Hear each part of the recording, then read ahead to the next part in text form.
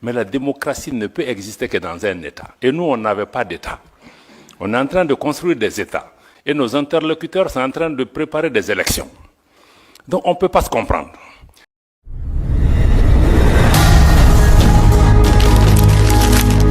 Merci beaucoup Stéphano et merci surtout à Jean-Paul Carteron de nous donner l'occasion d'être associés à ce débat. Et je remercie toutes les personnes qui sont venues ici pour pouvoir engager une discussion avec nous. Et je remercie Emmanuela Del Rey aussi d'avoir introduit avec la perspective de l'Union européenne.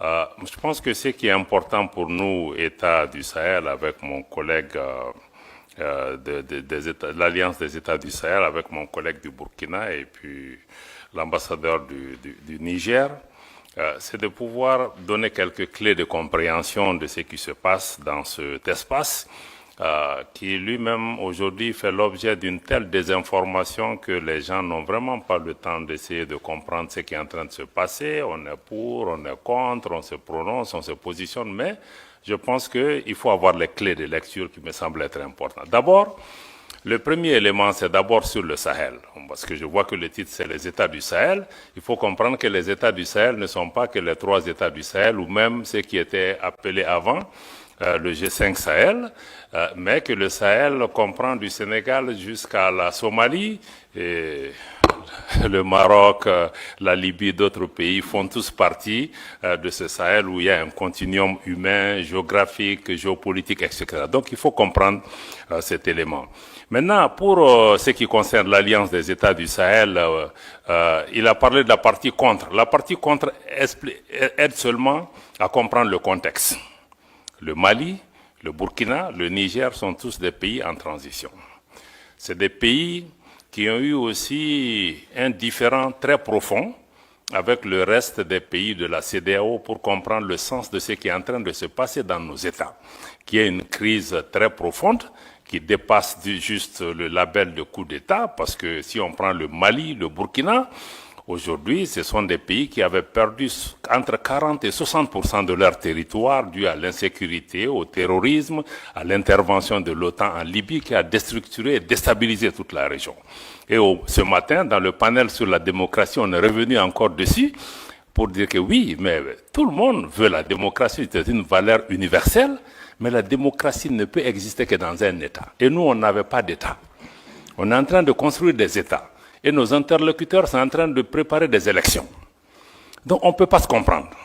Donc je pense que ça nous a amené dans un différend extrêmement profond avec le reste de la région.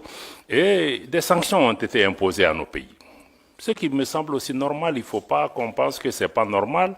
La CEDEAO a ses règles, nous en étions membres, nous avons accepté ces règles, mais la plupart de ces règles, c'est la suspension de nos organisations quand il y a des changements dits anticonstitutionnels. Mais il y a eu des sanctions économiques et financières qui ont été imposées à ces pays sans aucune base légale. Il n'y a aucun traité, aucun texte de la CEDEAO qui est prévu qu'on puisse fermer les frontières. Jusqu'à demain. J'espère que des juristes pourront nous donner la réponse. On a utilisé l'Union économique et monétaire pour fermer nos banques centrales, pour fermer nos comptes bancaires des États, pour affamer les populations. Dans le cas du Niger, même les médicaments n'étaient pas autorisés. Pourtant, l'article 4 du statut de la Banque centrale indique que la banque ne peut recevoir d'injonction d'aucun autre organe, fût-il l'organe des chefs d'État. Mais ça a été fait. Bon, je pense que ça a été des erreurs qui ont, de mon point de vue, touché à l'ADN même de l'organisation. Parce qu'une organisation qui est faite pour intégrer, si elle commence à désintégrer, elle attaque son ADN. Et ça crée un fossé entre nous. On a essayé d'expliquer à nos amis de la CEDEAO, la suspension ne veut pas dire ostracisme et exclusion. Je suis heureux que ma sœur Barbosa est ici. Elle était ministre des Affaires étrangères de la Guinée-Bissau. La dernière discussion qu'on a eue avec la CEDEAO, c'était justement à Addis Abeba, si je ne me trompe pas, en janvier ou février 2023. On a eu un échange avec elle. Elle était présidente du Conseil des ministres de la CEDEAO. On dit, si vous ne faites pas attention avec la politique des sanctions, on va aller vers une cassure. Parce que même si on est suspendu, il y a un minimum d'engagement.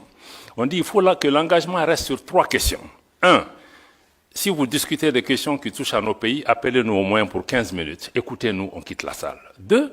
Si vous discutez des questions de sécurité, ça ne peut pas se faire sans le Mali, sans le Burkina. À l'époque, on était 3, ministre des Affaires étrangères, le Burkina, le Mali et la Guinée à l'époque. Et le 3e élément, on a dit, s'il y a des questions humanitaires, ça ne peut pas se faire sans nous. Et on nous a dit, mais pourquoi on a demandé ça? On a même accru les sanctions, on a ajouté les ministres des Affaires étrangères et même les chefs d'État. Ça nous a mené à la cassure. Et à partir de ce moment, nous, on a dit, bon, puisque nos chefs d'État sont sanctionnés, les ministres des Affaires étrangères sont sanctionnés, vous avez fermé la porte du dialogue. Donc, vous n'allez plus pouvoir aussi venir dans nos pays, sinon on ne peut pas aller chez vous. Je pense que ce sont ces erreurs accumulées qui nous ont amenés jusqu'à ce que, maintenant, il y a eu le coup d'État au Niger, et la CEDEAO a décidé de faire une intervention militaire. Vous savez que quand on est dans une union, ça veut dire qu'il y a même un pacte de non-agression. On ne peut pas se lever. Bon, c'est vrai, même si un chef d'État est renversé, se lever un matin pour dire qu'on va attaquer un pays, pour la CEDEAO qui, depuis 20 ans, a une force en attente qui est toujours en attente. Ça veut dire, en réalité, ce sont des acteurs extérieurs à la région qui dictent leur volonté à la CEDEAO. Je suis désolé de dire, même l'Union européenne a soutenu cette décision de la CEDEAO d'attaquer un pays souverain qui lutte depuis 10 ans contre le terrorisme. Ses frontières sont fermées. Quand vous attaquez le Niger, mais vous attaquez une armée, mais vous libérez les terroristes. Ils vont aller où? Au Mali, au Burkina, partout. Donc, à partir de ce moment, on s'est dit que cette organisation commence à être dangereuse pour nous. Non seulement on punit nos populations, mais le fait d'être membre peut même t'amener à ce qu'on attaque le pays. Donc, c'est là que le Mali et le Burkina ont décidé que si la CEDEAO attaque le Niger, mais nous qui considérons que nous, on est entré en guerre contre l'organisation.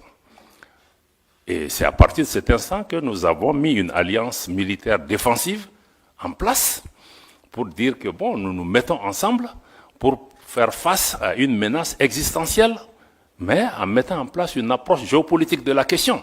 Nous nous réunissons pour nous défendre d'abord. Mais en faisant ça aussi, on s'est dit, bon, c'est pas seulement une alliance, et je pense que c'est notre réponse qui a d'ailleurs dissuadé, en définitive, les gens ont commencé à comprendre que, bon, Niamey, ça ne sera pas une promenade de santé. On va faire face à 3 armées qui sont en guerre depuis 10 ans. Bon, donc, je pense que ça nous a amené à ça, et on s'est dit, bon, on va aller au-delà de l'alliance militaire pour créer, le 16 septembre 2023, donc on a créé l'alliance des États du Sahel sur la base de la charte du Liptako-Gourma. Mais on est en train de travailler maintenant pour aller beaucoup plus loin que ça. Pourquoi on veut aller beaucoup plus loin que ça? Ça, c'est la partie, on était dans la partie contre, comme tu as dit, c'est créer contre, mais ça, c'est juste expliquer le contexte. Mais en réalité, la partie pour c'est que la région qu'on appelle le Liptako-Gourma, qui réunit les 3 États, que certains ont appelé la zone des 3 frontières, abusivement, mais cette zone est une zone géoculturelle et géographique qui existait depuis des décennies. D'ailleurs, il y a une organisation, l'autorité du Liptako-Gourma, ces 3 pays partagent les mêmes réalités climatiques, géographiques, culturelles et même sécuritaires.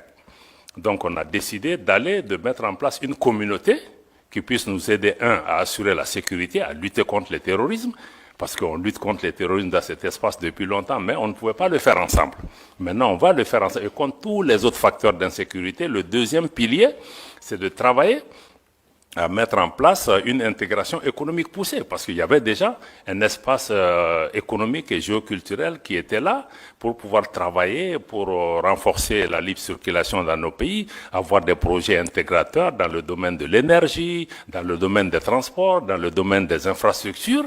Bon, parce que nos pays sont physiquement aussi liés par beaucoup de réalités qu'on peut, et ces pays regorgent aussi des ressources minières, minéralogiques, de toutes sortes. Ne serait-ce que si on prend les ressources souterraines de cette région, c'est énorme. Personne ne voit le Sahel en tant que source d'approvisionnement de l'Afrique et du monde en ressources en eau.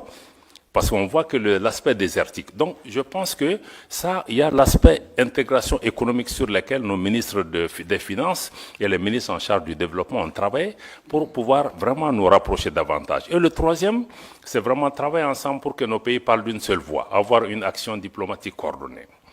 Donc, si on dit donc cet espace économique-là sur lequel on est en train de travailler, je pense que c'est extrêmement important de regarder nos ministres en charge des affaires étrangères ont recommandé au chef d'État d'aller même vers une confédération. C'est-à-dire que une confédération en prélude à une fédération des 3 États, qui se fera par étapes. Pourquoi nous proposons ça? Parce que nous, nos pays, je dois le répéter, la première réponse était peut-être raconte quelque chose, mais quand on a commencé à exister, beaucoup ont dit, même la CEDEAO, les premières réactions, quand on a signé la charte du Liptako-Gourma, c'est que ces pays veulent casser la région. Ils veulent diviser, ils veulent attaquer l'intégration africaine. Mais le Mali, le Burkina, quand vous regardez nos leaders historiques de Modibo Keïta au Thomas Sankara jusqu'à aujourd'hui, mais ces pays restent fondamentalement engagés pour l'intégration africaine. L'article 180 de la dernière constitution du Mali, adoptée l'année dernière, réitère l'attachement du Mali à abandonner tout ou partie de sa souveraineté pour réaliser l'intégration du Mali, de l'Afrique, avec tout État africain. Donc pour nous, notre engagement pour l'intégration et l'unité et l'idéal panafricain reste intact, mais nous trouvons que certaines de ces organisations, de notre point de vue, en tout cas, n'incarnent plus cet idéal. Et qu'il nous faut, à travers l'Alliance des États du Sahel, proposer une alternative. D'avoir une organisation, qui ne soit pas pilotée par l'extérieur, une organisation qui ne devienne pas un danger pour ses membres, pour ses populations. Comment on peut travailler à rapprocher nos populations en mettant en place une autre façon de faire. Je pense que c'est là où il me semble être important que vous compreniez, qu'on soit pour la CEDEAO, pour l'UEMOA, ou comprenez qu'avec l'AES, il y a une nouvelle donne géopolitique qui est là. Que vous l'aimez, que vous ne l'aimiez pas, peu importe. 2. Pour nous, le sort de nos pays ne va pas se décider à Bruxelles, à Paris, à Washington ou à Londres. Ça se décidera à Bamako, à Ouagadougou, à Niamey, etc. Donc cette réalité géopolitique est là, il faut la suivre, il faut regarder ce qui est en train de se passer. Bon, naturellement, nous partageons le même espace que la CEDEAO, l'UEMOA, d'autres pays qui sont des pays voisins, des pays frères. On est des peuples frères avec le Bénin, nos pays, mais on vit ensemble, on va partager cet espace. Donc il va falloir qu'on discute des modalités de vivre en commun. Et je pense qu'il faut le dialogue. Je pense qu'Emmanuel a insisté sur ça. Il faut le dialogue. À mon avis, le dialogue est important. C'est ce que nous-mêmes nous avions demandé avant d'être sanctionnés. Donc on ne peut pas être... On est ici, c'est la première sortie pour nous, États membres de l'AES, en dehors de l'Afrique.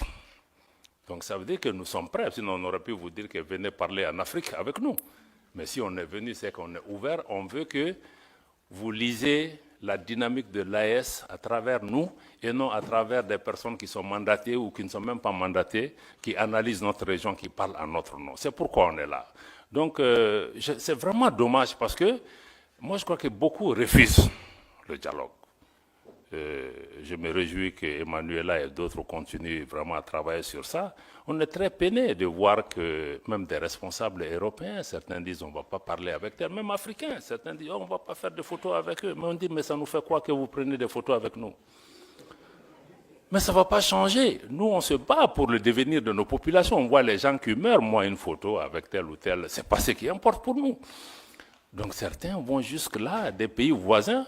Personne, je dis aux gens, personne ne va nous faire déménager de cette région. Que tu prennes la photo avec moi ou pas, mais on sera là. Tu seras là, je serai là. Donc moi je pense que ça c'est important. J'apprends aussi que même des responsables européens disent à leurs gens, non, non, non, il ne faut pas que vous soyez vus avec eux, il ne faut pas que... Mais je crois que c'est de l'enfantillage, parce qu'en réalité, nous on n'a pas de problème personnel avec quelqu'un. On a des différends politiques, on peut parler pour trouver des solutions. Mais vraiment, nous, on n'a pas... Je pense qu'il faut que nos dirigeants s'élèvent à la hauteur de leurs tâches et de leur mission et non être dans des épiphénomènes de faire des photos ou de gérer des mains des gens. Moi, si c'est l'intérêt du pays, même avec le diable, je vais dealer. Voilà, donc quand c'est nécessaire. Donc je pense que ça me semble être... ça me semble être important. Voilà, donc du point de vue de l'AES, je vois que c'est ce qu'il faut que vous compreniez. Il y a une dynamique qui est en cours. La CEDEAO va continuer son parcours. On va se parler. On va identifier des moyens de coexistence pacifique. Surtout, ce qui est important, c'est comment travailler pour pouvoir préserver l'intérêt de nos populations qui vivent dans ce pays. Des pays qui ont toujours été fraternels. Je vous dis que nos populations sont en avance sur nous. Tous les problèmes que vous voyez dans la région, c'est entre les dirigeants. Ce n'est pas entre les peuples. Moi, je vais dans tous ces pays où les dirigeants ne veulent pas nous parler, mais les peuples sont chaleureux avec nous. Donc les populations n'ont pas de problème, il faut que les dirigeants suivent leur population. Voilà, donc pour moi, vraiment, c'est ça. Je vais peut-être laisser le reste pour qu'on vienne vraiment à des questions majeures, mais aujourd'hui, l'AES se bat pour ça. Pour une gouvernance, améliorer une gouvernance qui réponde aux préoccupations de nos populations. Préoccupation numéro 1, sécuritaire.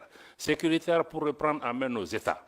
Et ensuite, créer des modèles de gouvernance qui peuvent. 2, mais il faut une économie, il faut une transformation structurelle de nos économies pour que nos économies profitent à nos populations. Parce que toutes ces richesses qui sont là, nous, au État de l'AES, nous voulons désormais discuter différemment avec ces États, parce que les anciennes puissances coloniales ou d'autres, il y avait des donnes qui étaient là. Nous, on n'est plus dans ça. On veut rabattre les cartes pour regarder. On veut naturellement que les partenaires qui viennent gagnent, mais qu'en priorité, nos populations gagnent. Et on sait que les ressources sur lesquelles on est assise nous permettent de discuter d'abord pour que ça bénéficie à nos populations. Si d'autres partenaires en bénéficient aussi, c'est tant mieux. Donc nous sommes dans cette ouverture, réaffirmer notre souveraineté, y compris la souveraineté économique, le contrôle de nos matières premières, qu'on puisse discuter les choses par rapport à ça. Et sur le plan global, nous voulons travailler au niveau pour un monde multipolaire. Un monde où ce n'est pas un club de 2, 3, 4 pays qui contrôlent le monde, mais que les forces politiques, économiques, sociales qui sont apparues dans le monde, que chaque voix compte, qu'il y ait plus d'équité, que la politique de 2 poids, 2 mesures, ça cesse. Qu'on cesse aussi d'instrumentaliser les Africains les uns contre les autres, parce que moi je trouve que même notre différend avec la CEDEAO, c'est d'autres qui nous distraient. On n'en a pas besoin. Donc je vais vraiment attendre les questions pour pouvoir vous revenir, pour dire qu'encore une fois, si l'AES a été créé dans un contexte pour réagir à quelque chose, aujourd'hui nous sommes dans une dynamique de construction d'une intégration régionale, d'une autre approche à cette intégration régionale, une intégration qui, de notre point de vue, doit être une véritable intégration des peuples et non une intégration d'État ou de chefs d'État. Voilà, c'est vraiment la dynamique que nous partageons avec le Burkina et le Niger. Et aujourd'hui, sur le plan de la sécurité, nous travaillons, il y a des résultats probants sur le terrain. Le Mali, aujourd'hui, après 10 ans de présence étrangère, a aujourd'hui le contrôle de l'ensemble de son territoire national. Et la reprise de Kidal, il y a quelques mois, est un exemple concret. Et il y a beaucoup de Kidal qui vont se passer aussi sur le terrain, dans notre espace. Nous souhaitons que vous soyez des observateurs objectifs avisés et que vous regardez comment vous engagez avec cet espace, mais avec ou sans vous, nous allons avancer. Il faut que les gens aussi comprennent ça. Si les Européens ne sont pas là, les Chinois seront là, les Russes seront là, les Australiens seront là. Donc aujourd'hui, là, on n'est marié à personne. Voilà. Je m'arrête là. Merci beaucoup.